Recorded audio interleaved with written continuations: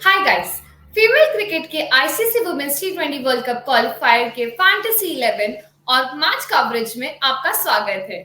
हम इसी विषय पे आज चर्चा करेंगे।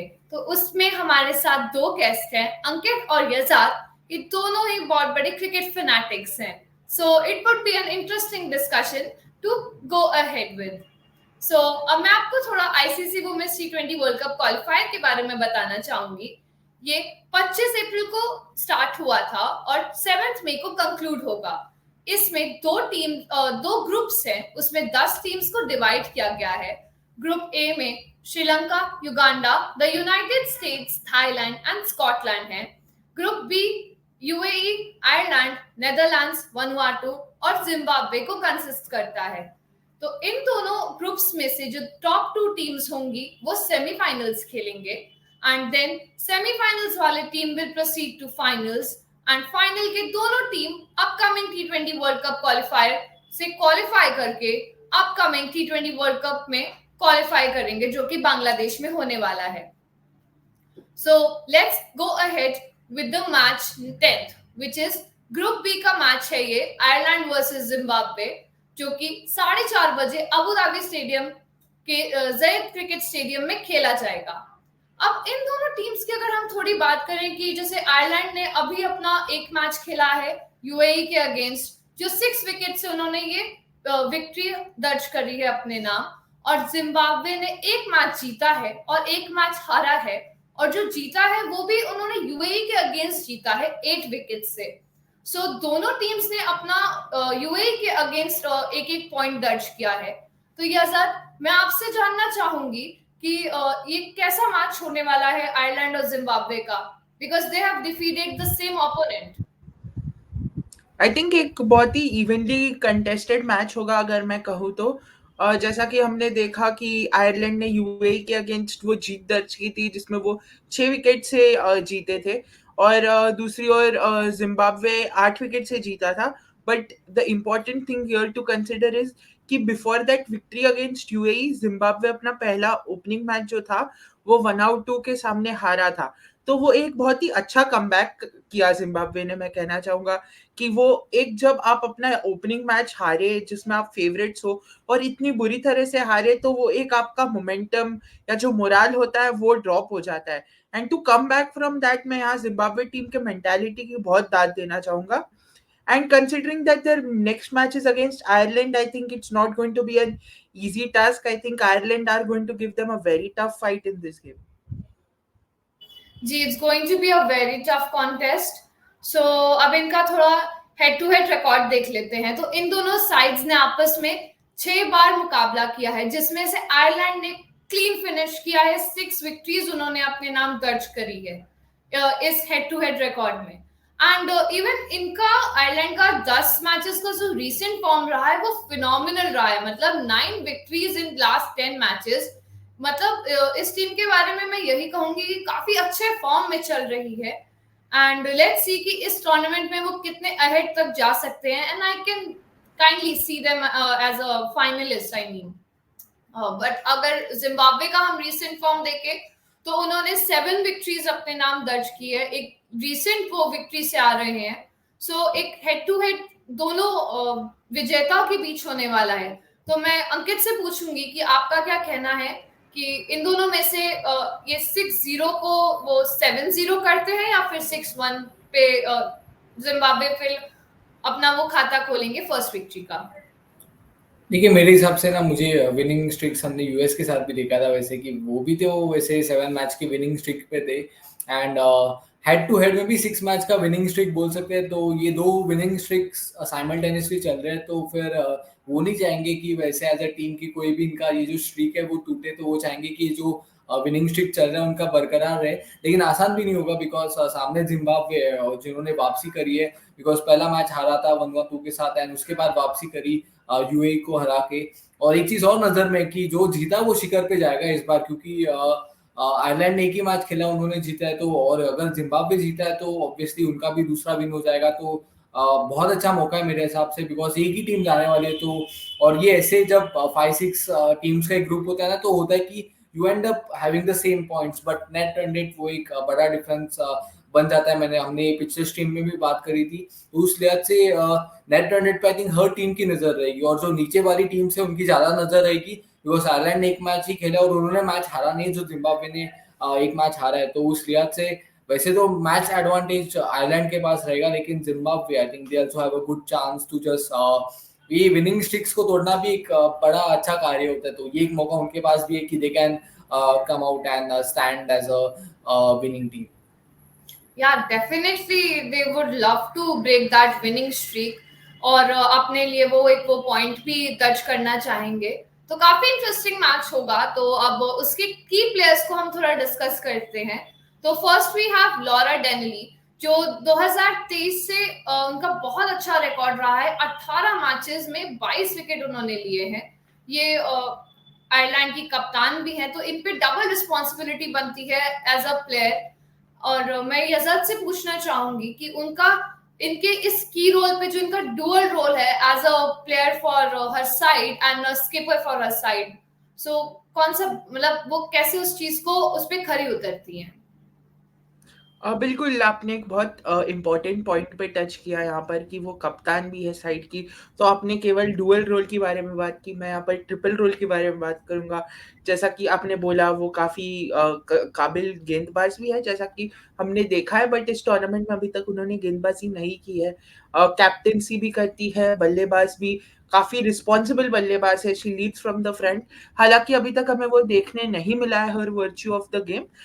जैसा कि हमने देखा कि यूएई के अगेंस्ट जो उनका पहला मुकाबला था, उसमें वो काफ़ी अपना खाता खोले बिना आउट हुई थी, और हमने दोनों वार्म अप गेम्स भी देखे जिसमें ज़्यादा इम्पैक्ट नहीं क्रिएट कर पाई। वो एक 15 रन की पारी थी आई थिंक, और एक 27 से 28 रन की पारी थी।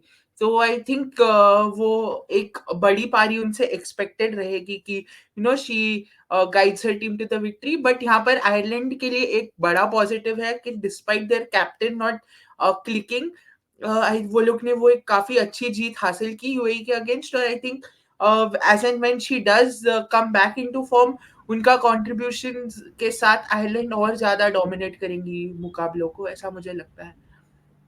जी, डेफिनेटली आयरलैंड वो डोमिनेंस क्रिएट करना चाहेंगे अपने साइड से। एंड लॉरा डेनली is a phenomenal allrounder, I would say. 271 runs and 22 wickets. और इवन मैं आपको ये भी बताऊंगी कि वो पहले 4-4 भी ले चुकी है, तो she has that capability to get those wickets with hand. Like अभी तक उन्होंने बॉलिंग नहीं करी है, बट वो आगे जाके वो इस चीज में अपना इंपॉर्टेंस शो कर सकती हैं कि yes I can get wickets for my side if they need. So काफी इंपॉर्टेंट वो प्लेयर होने वाली हैं। So now let's look ahead to the next player which is Josephine. उनका 2023 से रिकॉर्ड 17 मैचेस T20I के उन्होंने खेले हैं। 18 विकेट उन्होंने अपने नाम दर्ज किए हैं। इससे पहले भी एक वो 4-4 ले चुकी हैं 2023 में 11 रन देके। तो कैपेबिलिटी काफी ये रखती हैं एज अ बॉलर। तो मैं अंकित आपसे व्यूज लेना चाहती हूँ जोसेफिन के एक की प्लेयर होने पर।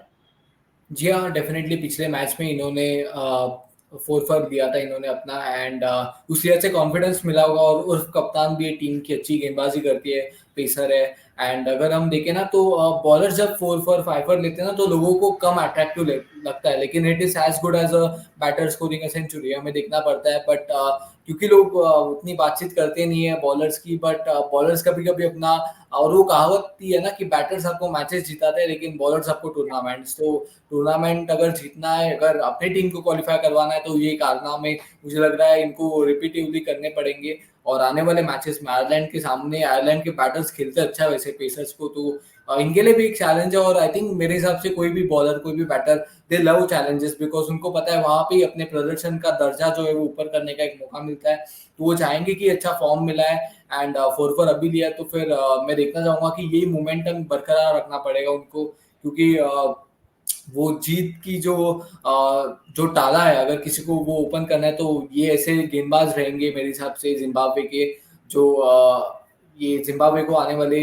मैचेस में प्रोग्रेस करते हुए, और अगर ऊपर जाना है तो मेरे हिसाब से बॉलर्स होंगे जो अभी तक मैचेस जीता रहे हैं। ओवरऑल अगर हम टेबल भी देखें तो उस लिहाज से तो बॉलर्स ही हर बार अपना कारनामा करते हैं, ऑल आउट्स करते हैं। अगर सामने वाली टीम ने 160 बनाए तो ऑपोजिशन को 160 रन पे ही ऑल आउट कर देते हैं। तो बॉलर्स हैव डन वेल। तो I think in general I think bowlers का ही दबदबा रहेगा, इसलिए इनका एक बहुत क्रूशल रोल रहेगा जिम्बाब्वे के पॉइंट ऑफ व्यू से।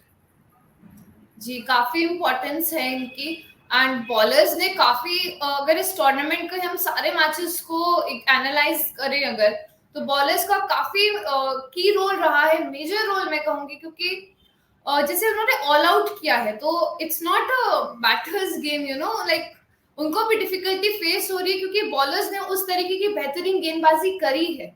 उन्होंने वो चीज दिखाई है कि हाँ, हम केपेबल हैं एक छोटा टोटल दूसरी टीम को बनाने के लिए। तो काफी बॉलर्स से उम्मीद कर रहे हैं कि they are gonna shine in this tournament ahead. So now let's have a look at the key matchup. तो एर्लिन केली की अगर मैं बात करूं तो T20 आईज में इन्होंने 46 विकेट्स लिए हैं ओवरऑल, एंड 33 विकेट्स उन्होंने तब लिए हैं जब कोई बैटर 19 से कम रन्स बना के आउट हो जाए। तो बॉलर्स में हम लोगों ने इतना एम्फेसाइज किया है, तो Kelly is going to be very important for the Ireland side. उन्होंने 19 रन के अंदर बैटर्स को आउट किया है। तो यजद, मैं उनकी इम्पोर्टेंस पे आपसे बात करना चाहूंगी कि जैसे इनका रिकॉर्ड हमने जो देखा है, क्या वो हमें आगे भी दिख सकता है? बिल्कुल, एक जैसा कि आपने स्टैट बताया, काफ़ी इंटरेस्टिंग स्टैट है। जैसा कि हम T20 आईज में देखते आते हैं कि एक बार एक अच्छा स्टार्ट आ जाता है अगर बैटिंग साइड को, तो फिर वो कैपिटलाइज करते रहते हैं मिडिल ऑर्डर के batters and all the batters that come along, and फिर जो एंड में फ्लरिश आता है from the lower middle order, जिसके चलते we started seeing scores which are going beyond 200 run आजकल काफी रेगुलरली देखने मिला है अब।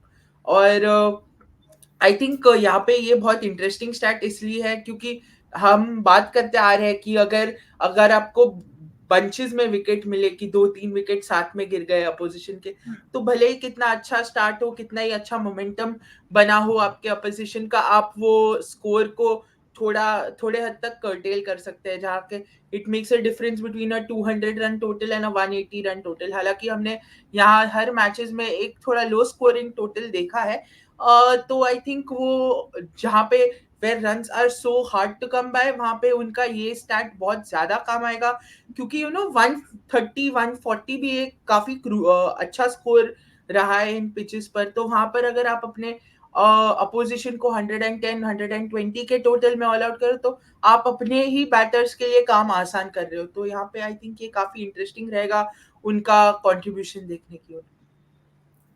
जी, काफी इंटरेस्टिंग मैच होने वाला है एंड उनका काफी इम्पोर्टेंस होगा कि जो अभी स्टार्ट अगर जो हमने दिखाया, अगर वो वैसे ही स्टार्ट पे बैटर्स को सेट नहीं होने दें तो आयरलैंड के लिए काफी बड़ी एसेट हो सकती हैं वो। So let's move on to Zimbabwe. तो जिम्बाब्वे में मोडेस्टर की मैं बात करूं तो T20 आईज में उन्होंने ओवरऑल उनका औसतन स्कोर 30 का करीब का रहा है, पर जब वो एक लेफ्ट आर्म बॉलर फेस करती हैं तो 12 के करीब गिर जाता है। सो अंकित, मेरे हिसाब से एक और क्रूशल मैचअप है बिकॉज लेफ्ट आर्म के सामने स्ट्रगल करती है। बट जैसे हर बैटर का ना कुछ कमजोरी होता है। वो अक्सर हमें दिखता है कि गिलास में थोड़ा पानी भरा होगा, थोड़ा खाली होगा। तो मेरे हिसाब से पॉइंट ऑफ व्यू की बात है, ओवरऑल तो इनके आंकड़े काफी अच्छे। तो मैं तो यही सोच रहा हूँ कि वो जो 30 का औसत है ना, मेरी तो सोच है कि वहां पे अगर ये कितने राइट आर्म पेसर्स के हमने रन बनाएंगी वो मैटर करेगा।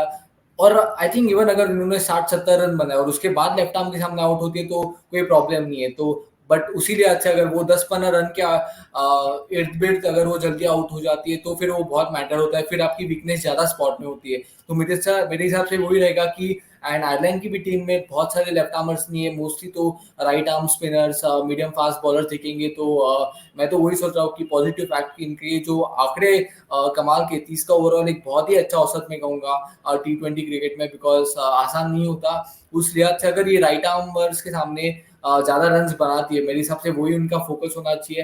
लेफ्ट आर्मर्स का I think most of the जो बैटर्स हमें ये आंकड़ा हमें अक्सर देखने मिलता है, उसकी एक बड़ी वजह है वो एंगल क्रिएट होता है, और या फिर लेफ्ट आर्म स्पिनर्स खास करके वो भी अलग तरीके से गेंदबाजी करते हैं। तो इश्यूज रहे बैटर्स के, लेकिन फोकस रहना चाहिए इनका कि ये कैसे ओवरऑल आयरलैंड की जो बैटिंग है क्या ये डोमिनेट कर सकती है, और अगर ये वो कर पाई तो I think she won't mind with the stat that has been जो हम देख रहे हैं। जी, उनका भी एक इम्पोर्टेंट रोल रहने वाला है कि वो अपने लिए कितने रन स्कोर कर सकती है अपनी टीम के लिए। सो नाउ ये तो थी हमारी की मैचअप्स की बात, तो अब आगे बढ़ते हैं अपने फैंटेसी 11 की ओर। जी सो हाँ, yeah sorry, yeah fantasy just 11 of Ireland versus Zimbabwe. Yeah so guys, starting with the wicket keepers and batters हम देखें तो यहाँ पे हमने 5 प्लेयर्स लिए, जिसमें से एक जिम्बाब्वे की कीपर और एक आयरलैंड की कीपर है। नुपाचिक को आपको दिखेंगे, उसके बाद हंटर जो आयरलैंड की कीपर है वो एक अच्छी ऑप्शन है। मेरे हिसाब से आयरलैंड का पेस अटैक बहुत अच्छा है, तो उस पॉइंट ऑफ व्यू से मुझे लग रहा है हो सकता है बहुत सारे एजेस आपको देखने मिलेंगे, और विकेट कीपर के पॉइंट ऑफ व्यू से हो सकता है कि हंटर आपको बहुत सारे पॉइंट्स दे सकती है। और अगर हम बैटर्स की बात करें तो हमने तीनों आयरलैंड के बैटर्स लिए। लेविस पिछले मैच में आई थिंक ये चाहेंगे कि रन्स बने इस मैच में, बिकॉज क्रूशल मैच है। तो as a fantasy point of view मेरे हिसाब से इस मैच में आपको पॉइंट्स दे सकती है वो।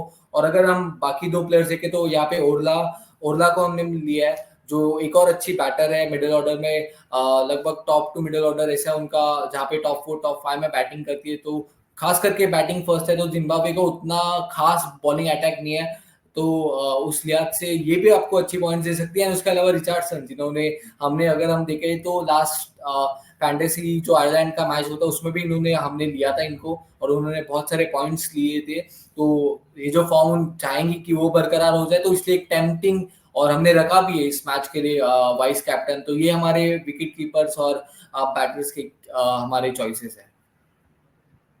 ऑलराउंडर्स की ओर अगर मैं ये देखूँ तो मैंने इन नदलोवू को लिया है पहले, फिर लॉरा डेलानी को लिया है, जोसेफिन नकोमो है, और आर्लिन कैली, जैसा कि हमने अब उनके बारे में बात की, उनको लिया है। और कप्तान आर्लिन कैली है मेरी इस टीम में, और वाइस कैप्टन तो बैटर्स में कवर हो गई है। तो या ये थे हमारे ऑलराउंडर्स। जी, अब बॉलर्स की मैं बात करूं तो हमने यहाँ पे 2 बॉलर्स को लिया है, एक जिम्बाब्वे से और एक आयरलैंड से। आयरलैंड से मैंने लेग ब्रेक बॉलर कारा म्यूरे को लिया है। शी इज बीन वंडरफुल, उनका पास्ट रिकॉर्ड काफी अच्छा रहा है, तो वो काफी अच्छे विकेट्स प्रोवाइड कर सकती है आयरलैंड के लिए। एंड जिम्बाब्वे के लिए मैंने राइट आर्म मीडियम ऑद्रे को लिया है। वो भी काफी एक अच्छा उनका पेस रहा है इस टूर्नामेंट में, एंड वो जिम्बाब्वे के अगर नजरिए से मैं देखूं तो एक इम्पोर्टेंट बॉलर है।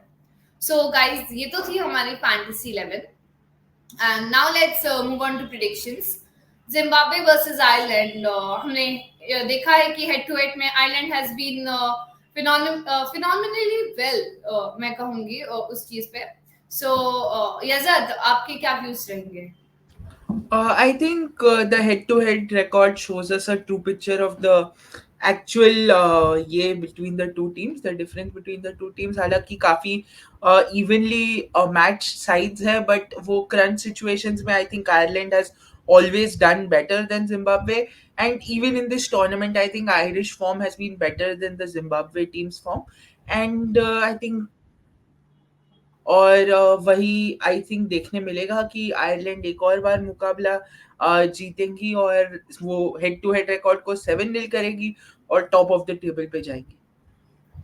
जी, यही आयरलैंड अपने से एक उम्मीद लगा के रखेगा कि हाँ, हम बेटर परफॉर्म करें इस टूर्नामेंट में।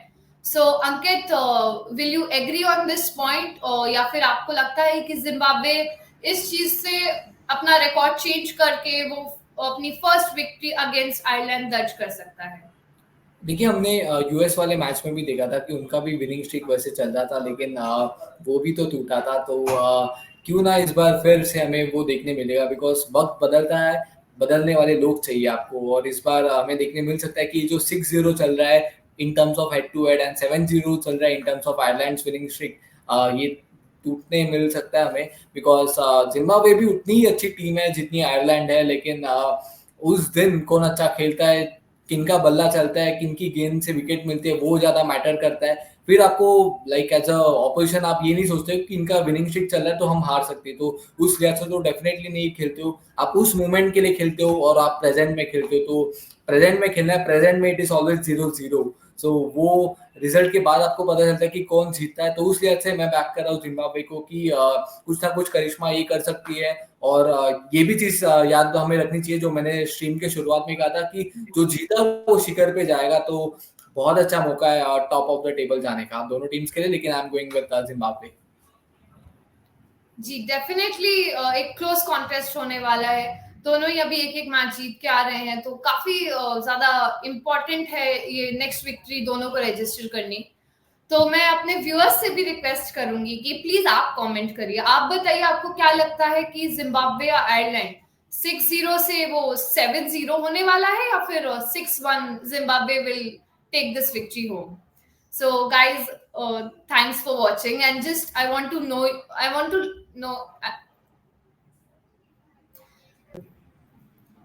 एंड गाइस आई वांट कि आप हमारी वेबसाइट विजिट करिए ताकि आपको इन प्लेयर्स के बारे में ब्रीफली बहुत अच्छे से जानकारी मिल सके। तो link in description box, and please don't forget to like share and subscribe to female cricket, and please press that bell icon so that आपको हमसे सारी अपडेट्स टाइम टू टाइम मिलती रहे। We are going to cover all the T20 world cup qualifier matches here on the YouTube channel. साथ ही साथ हम West Indies और पाकिस्तान की भी सीरीज कवर कर रहे हैं, तो please check out those videos. And India versus Bangladesh का जो 5 T20I मैचेस का सीरीज है, हम उसको भी कवर कर रहे हैं। So please guys do watch them.